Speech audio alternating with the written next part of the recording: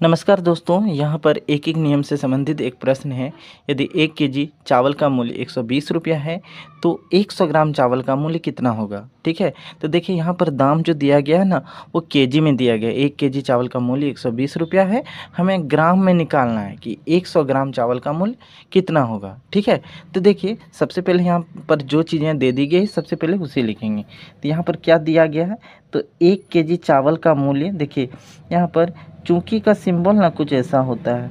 देखिए यह चूंकि का सिंबल है। ठीक है, तो देखिए चूंकि 1 केजी चावल का मूल्य तो 120 रुपया है। हमें किस में निकालना है? ग्राम में निकालना है। 100 ग्राम चावल का मूल्य कितना होगा? ठीक है, तो देखिए इस 1 केजी को हम ग्राम में कन्वर्ट करेंगे। तो 1 केजी जो होती है ना, वह 1000 ग्राम के बराबर होती है। ठीक है, कितना के बराबर होती है? तो 1000 ग्राम के बराबर होती है। तो हम वही बात फिर से यहाँ पर लिखेंगे, चूँकि 1 केजी की जगह में कितना लिखेंगे? 1000 ग्राम। ठीक है, 1000 ग्राम चावल का मूल्य।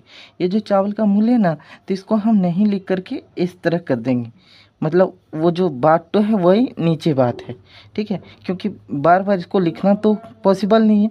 तो ऐसे सिंबल का मतलब होता है कि वही तो बात नीचे में लिखा गया। तो 1000 ग्राम का मूल्य कितनी है? तो 120 रुपया है। ठीक है, क्योंकि 1 केजी बराबर 1000 ग्राम होती है और हमें ग्राम में निकालना है, इसीलिए मैंने 1 केजी को 1000 ग्राम में लिखा। तो 1000 ग्राम का मूल्य 120 रुपया। तो एक एक नियम जब भी सवाल बनाते हैं तो सबसे पहले हम एक का वैल्यू निकालते हैं, जो दिया गया वो लिखने के बाद एक का वैल्यू। तो यहाँ 1000 ग्राम का 120 रुपया, तो इसीलिए का सिंबल इस तरह होता है, इसलिए 1 ग्राम। ठीक है, 1 ग्राम चावल का मूल्य देखिए, फिर हम इस तरह का सिंबल बैठाएंगे, मतलब वही तो ऊपर वाला बात नीचे में है। तो 1 ग्राम का मूल्य तो कम होगी ना, 1000 ग्राम से तो कम ही होगी ना। तो कम होगी तो हम क्या करेंगे? भाग कर देंगे 120 बटा ये जो 1000 ग्राम यहाँ जो लिखा है ये नीचे लिख देंगे। तो 120 बटा 1000, ये जो यहाँ पर वैल्यू आई इतना रुपया, 1 ग्राम का मूल्य इतना। हमें कितना का निकालना है? तो हमें निकालना है 100 ग्राम का मूल्य। ठीक है, तो इसलिए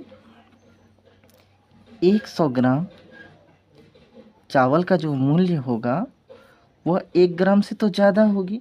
तो ज़्यादा होगी मतलब हम गुना कर देंगे 120 बटा 1000 गुना, यहाँ 100 ग्राम है ना, तो इधर हम 100 उतारेंगे। ठीक है, अब देखिए अगर ऊपर नीचे में कुछ कट रही है तो हम कटा देंगे। देखिए ऊपर का 2 जीरो, नीचे का 2 जीरो कट जाएगी, फिर नीचे का 1 जीरो, ऊपर का 1 जीरो कट गई, तो बचा क्या? यहाँ पर बच रहा है 12 को 1 से गुना करेंगे 12 बटा नीचे में 1। तो 12 बटा 1 ना, ये 1 नहीं के बराबर होती है, तो ऊपर में जो है वही उतार देंगे। यहाँ 1 है इसलिए, दूसरा रहता तब लिखना पड़ता। 1 जो नीचे रहती है वो नहीं के बराबर।